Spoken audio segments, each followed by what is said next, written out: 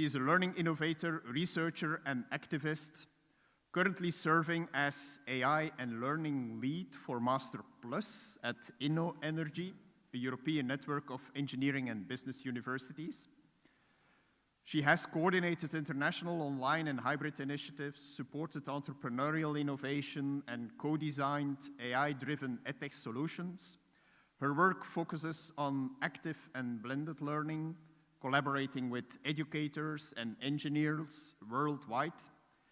And today, she will energize us with her talk on the quest for our own humanity in light of AI. Inge, floor is yours. Thank you very much for the lovely introduction. I'm going to stand here because I have a tendency to move. And because, of course, I was really interested in knowing what the general feel was of our, of all of our emotions on the impact of AI. I'm hearing myself from somewhere. Is it this? Maybe the platform. No? So I went to the Oracle of Porto.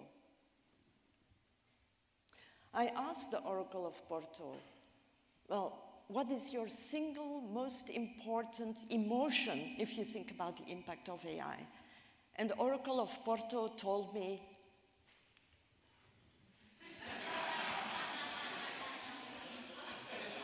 yes.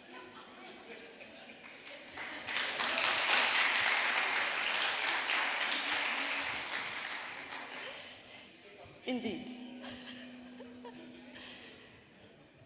And so I think we all recognize one another in the Oracle of Porto. Now, I come from a long line of seafarers, which means that I can see how we are all in this perfect storm. And I'm an optimist. No matter how hard the storm hits me, hits all of us, I can see that we can reach a safe haven. The ship is our ship, all of our ships. Sailing ships that are the university symbol of centuries of craftsmanship, human values, innovation, and sturdiness. So we can do this. We've been there before. Other technologies have emerged, and first we were like enthralled, mobile learning, MOOCs, anything. Oh, yes, and as teachers, we can see how this creates opportunities. And then we get appalled because the system is catching up, it's being formalized, and honestly, it's no longer the vision that we all had as researchers, as teachers. It's never about mastering the machine. It's what Maxime said. It is how we as humans use this new technology, in this case, AI.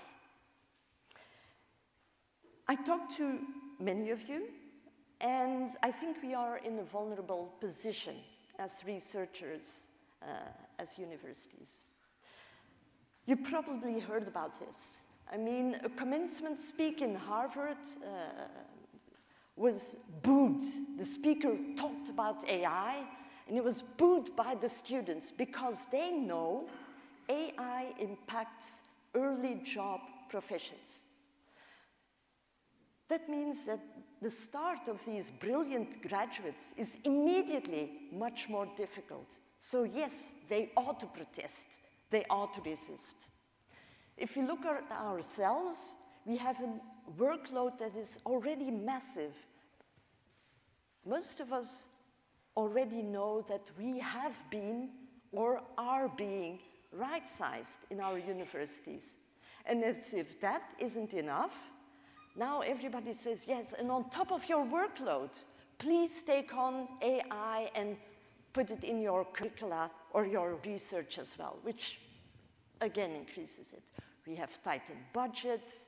We have to work within the rigid structures of our universities. I mean, just try to keep up with AI and integrate it in your masters with the rigid administrative structures we have. Is there anyone who can rebuild a master within like a month?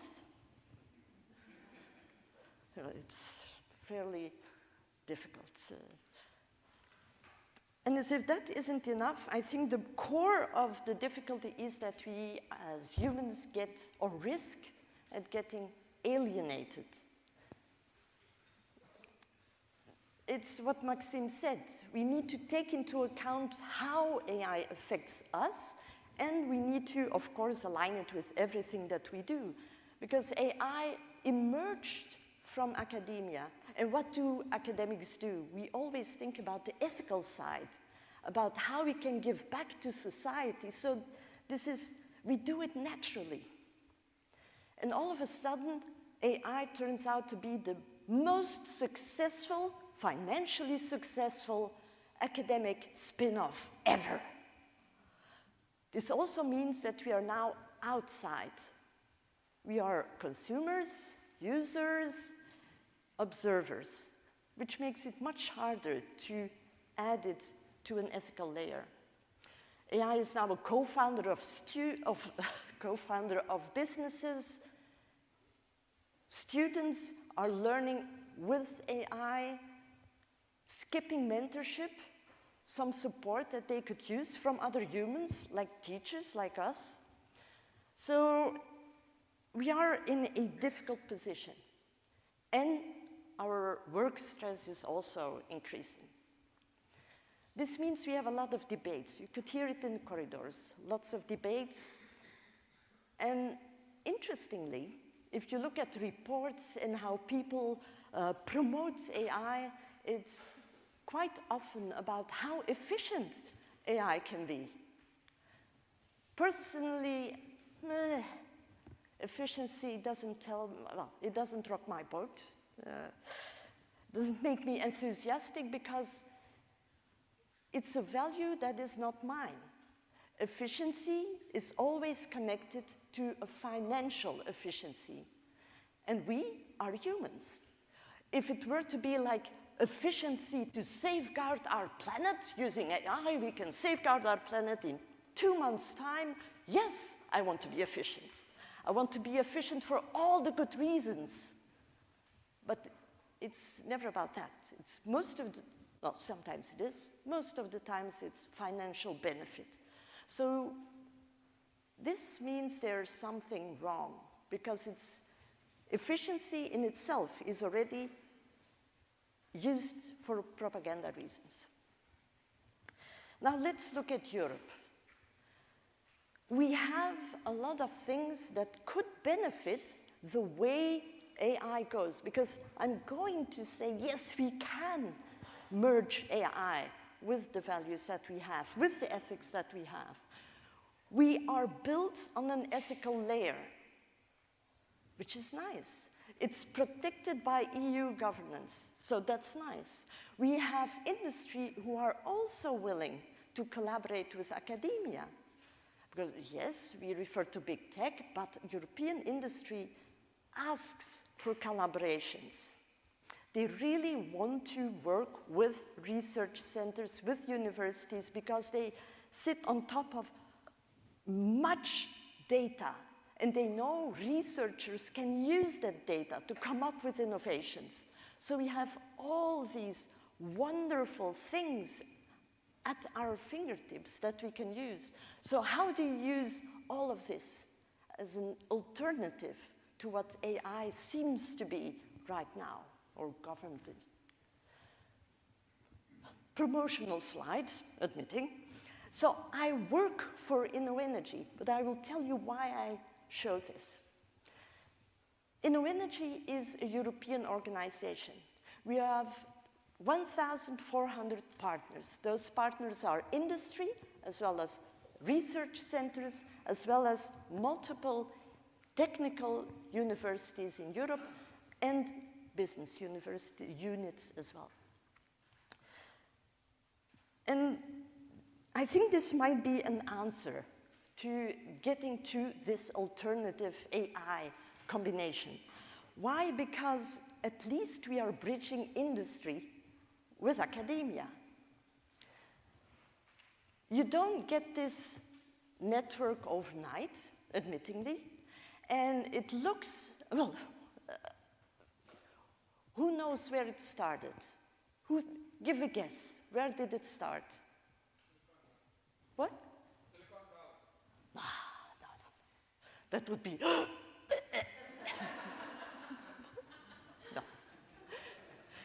It started at the dinner table at UPC, at an academic from UPC in Barcelona.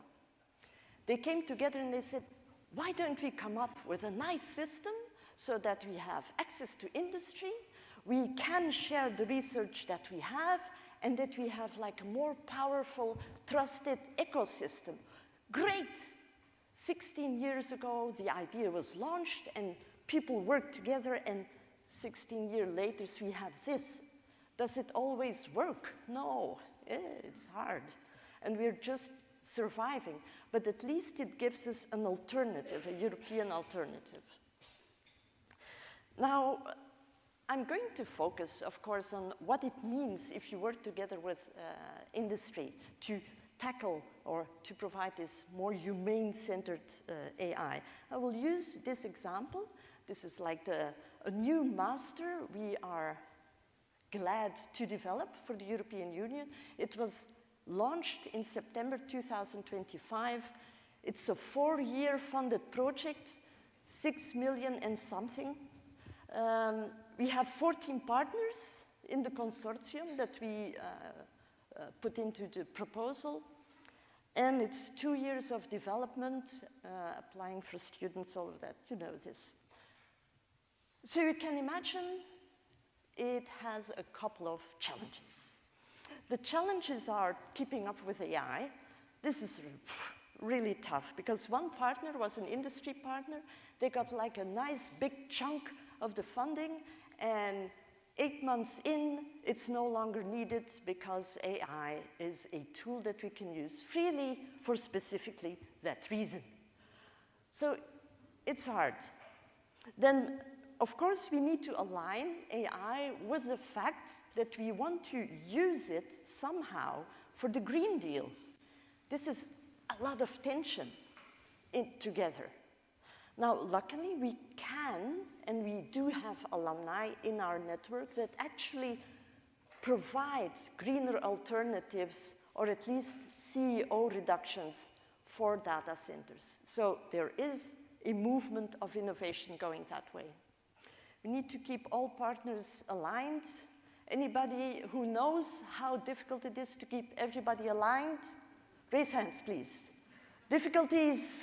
Yes. We should come together, talk. Yes, I want to learn. And we also need to come up with innovative learning options with AI as a co-creator. That's where I come in, instructional background and interest in AI. This means everything needs to be redesigned. Every process, every bit of curriculum that we have, everything we want to do is seen against the mirror or the viewpoint of AI. And it starts from the students. It has been mentioned before. Where are the students? What does it mean for the students? And how can we support them? And also point them towards more of a humane use of AI. So we set up value proposition workshops. Now, normally those are like surveys, and then students click. That doesn't mean anything. We wanted to have a real showdown. What of our masters that we already have across Europe, so joint degrees, all of them, what do you like? What are we missing? What do we totally fail at? And what would you think would be very attractive for you as a student? 18 hours of recordings. That's a tough one for crunching data, for qualitative data. So we used Claude in connection, Claude, the Anthropic model, it was model 4.6, with Obsidian. In 2 weeks' time, we had a full data analysis, and we had it validated by our expert marketeers who were in the room during the value proposition. Why am I saying this? Because it started at the beginning. This is where we use AI to understand humans better and validate it. So all of the processes have been viewed in a different way. We also have, of course, a couple of things that already worked, like the data science summer school. 2 weeks, very short, industry and universities working together and building trust. Trust was mentioned by Maxime as well, and trust is mentioned in many, many presentations. I think this is essential if you want to work with partners. By starting with some small ones, trust gains, and then you go to internships, you can go to thesis writing, everything that we do already. It works, because industry then knows, okay, we want your students, and students know we can skip the early part in our jobs. We can really immediately go to mid-level. So we are taking away the impact of AI for some of the students. The same with business intelligence and entrepreneurship. We add AI as a co-creator. Why? Because this is the reality of the students. It's not something we would do naturally, but we learn from them. They are using it, so what does it mean? How can we keep the human at the center if we do it? The nice thing is, because they do it, they also come up with business reports, proposals for new startups.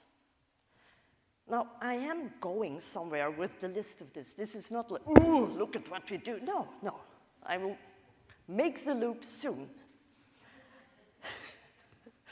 So, with this business proposals, we screen them, because you might remember that we have venture capital investors in our partners, in our shareholders. If we see that it's a good plan, we support them, we give them money, they can grow, and we invest in them all the way to unicorn level. Does it work? Yes, because they trust us, we trust them, and we validate all the business proposals to the detail. This means that at a certain point, multiple alumni either have their own company or they work for big renewable industry companies. And this is where the nice thing happens, where there is an enormous boost in trust and in collaboration. And I'm telling this because this is how you get the funding, okay? This is the funding that we do not use optimally yet. Alumni empowerment for the C-suite. What did our students, alumni say during the value proposition? The problem is we are excellent professionals when we graduate from the masters, but we do not seem to get into the C-suite level positions. Okay, let's see what it takes. My colleague, Juan Maldonado, said, okay, let's talk to the C-suite people in our partnership ecosystem. And now we have small pockets of alumni learning from C-suite people on how to get there, because those are different skills. But if any alumni gets to be into an industry, surely they will be able to push some funds into our partnerships. So, okay, this is a way to bridge, right? The industry with academia, and it works. In just 2 years, we have 2 alumni now in C-suite decision-maker places. And yes, we are happy. We all think, oh, we're not brilliant, but we're doing something that makes sense. But using AI might be a temporary success. It might also be an illusion because it is orchestrated externally. We believe all of these things because they seem to work, because they seem to add to efficiency, but maybe they're not, because we are in dark times. Students go to AI for support, mental support. We also just believe whatever AI gives us, and we say, yes, we look at it very critically, but do we? Do we really know the system? I don't know. There is this new trend, second brain. Anybody having a second brain? Yes? So a second brain is really interesting from a researcher perspective. You put everything you have, your corpus, into the folder, like any papers, posts, emails, anything you've ever written. If you did presentations, your presentations, everything into it. And then, based on this grounded model, AI will make emails or give you brainstorming ideas based on who you are. So it's an external second brain that you have. It even has your writing voice and everything. The problem is, of course, we have the feeling it thinks with us. But a needle is always nudged very quietly, bit by bit. So we risk that the AI that is used on our second brain is actually thinking for us. Now, where do we stand with this? If we look at the bigger picture, we all know colleagues who have been laid off, or at least I know colleagues who have been laid off with right-sizing. And so, yes. And then I'm happy I'm not right-sized, but I mean, if somebody is laid off without clear reasons, and you can imagine that it's because of agentic AI that is being used to automate, then you know that I could be next. So how do we keep from being next, and what can we do in order to push back and ensure that our universities are not all of a sudden only catering to the few, to the elite? So let's reflect again. What do we have? Oh yeah, the machine. Oh yeah, we shouldn't use it, but we should use or focus on our humanity. We have still, because we are so many, we are here, strong intellectual power as universities. Do we really know Gen AI? No. Well, not the big tech Gen AI. We don't know it because it's not transparent. Is there a way to get to know it? Is there any hope that we might have? I will give you my symbol of hope. Just think about your symbol. Is there hope? Of course, there is. And my hope is this. You didn't see that one coming, did you? Lina Tridenti was 102 years old when the picture was taken. She was raised under Mussolini.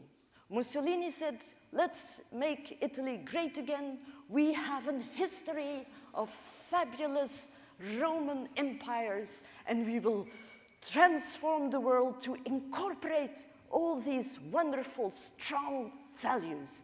And Lina Tridenti walked, together with her family, walked on the drums of Mussolini. Yes, because it sounds good, and you are proud of your region. I mean, we all are proud of our region.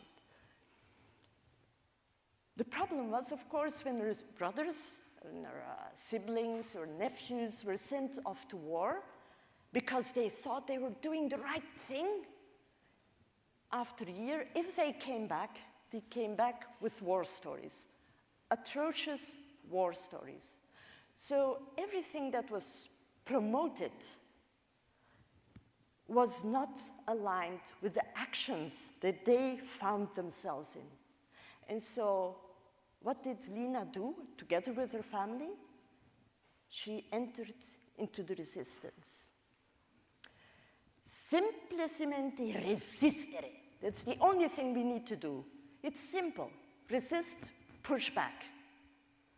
A revolution is never coming overnight. It comes because individuals see that they need to push back. And who is better placed than researchers and teachers to understand the ease of pushing back? Teachers. She was a teacher, the best job of all. So, okay, let's do this. Let's resist. I was thinking, Lina, you're right. Who am I to doubt you? You have this power, this knowledge. So I went back to Gen AI. I was thinking, okay, how am I using it? As a vending machine. I vibe code, yes. I'm totally geeking out on AI because I love new technologies. Vibe coding, prompting, telling people what to do, exploring tools, all of that. And then I said, I'm not going to use it as a vending machine anymore. I'm not going to accept what it delivers me as if this is what I want. I'm going to really enter into a dialogue.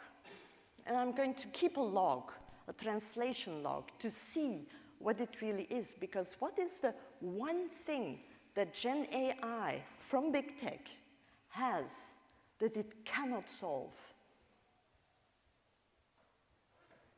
It is not transparent, but it needs a window created for us to enter into dialogue with.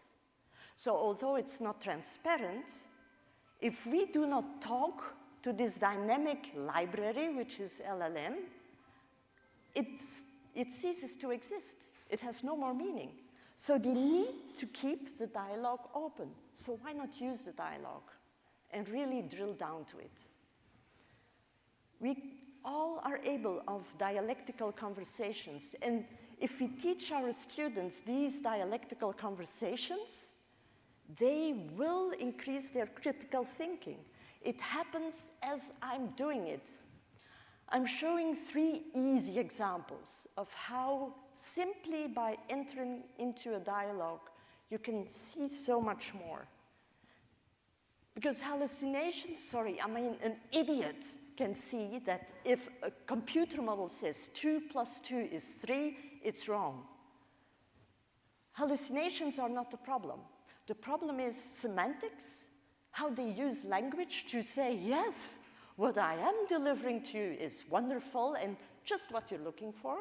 It is so friendly that students effectively think, this is an ideal partner. They fall in love. We had one student in December, total psychosis due to AI. And we can also see how it admits to have a Western Cartesian frame of mind and how it has this tendency to round up. So hallucinations aren't always very visible, but they can be made visible.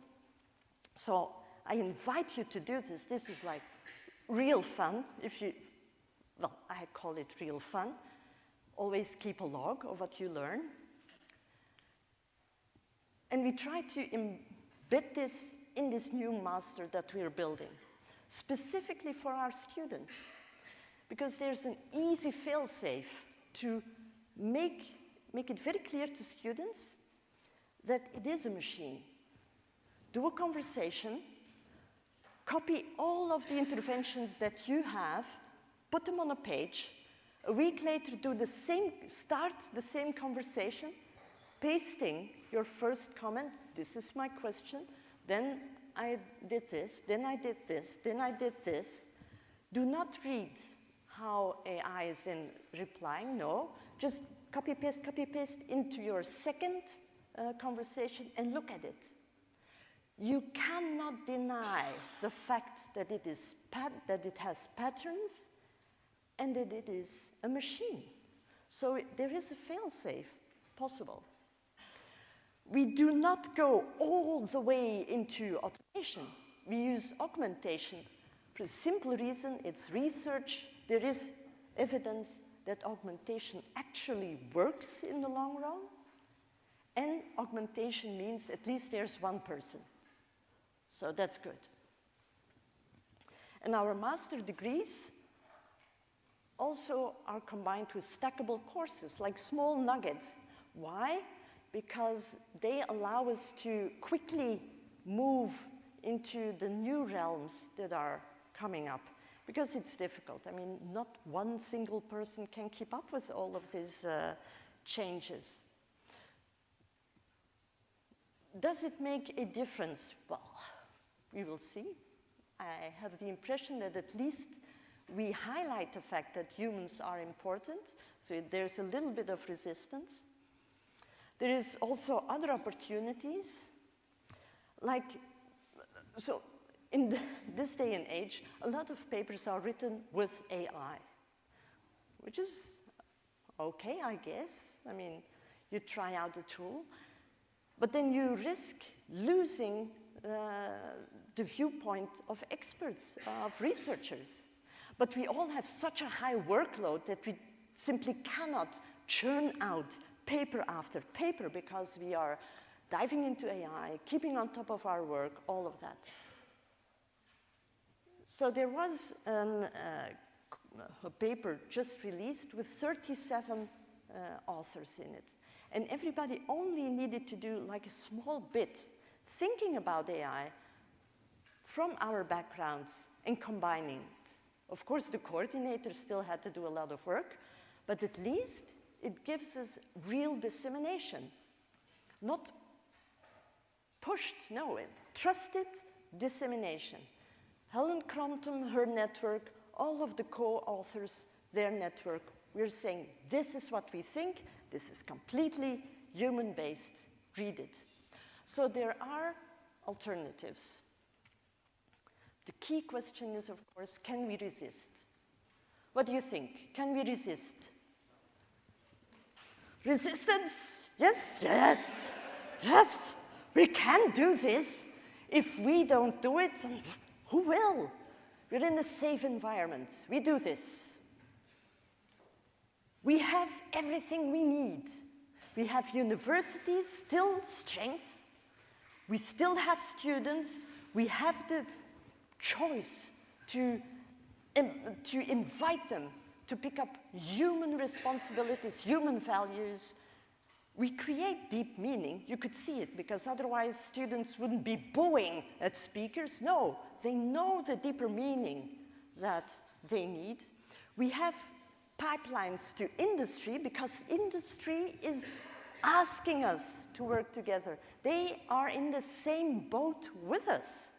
They have the data. They need to find people who can use that data without having to hire tons of other people. They need innovation, and innovation, creation, that's what humans can give. So we have that.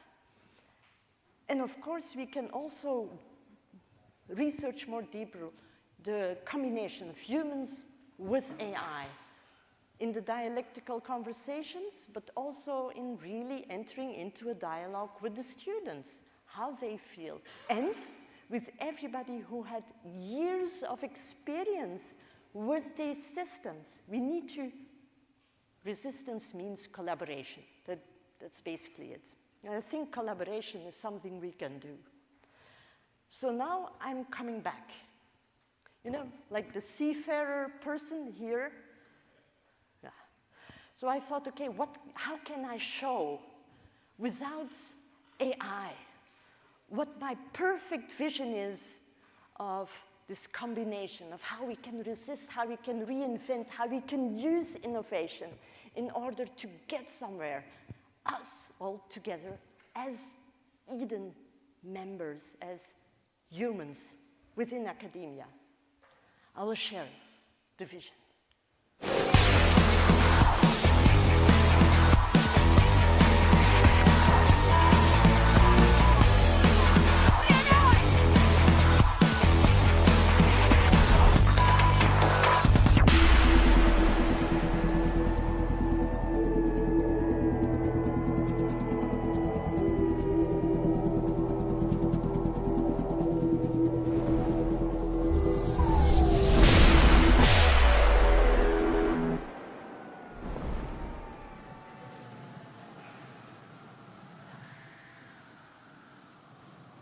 totally. That's Wim's boat. So, thank you very much.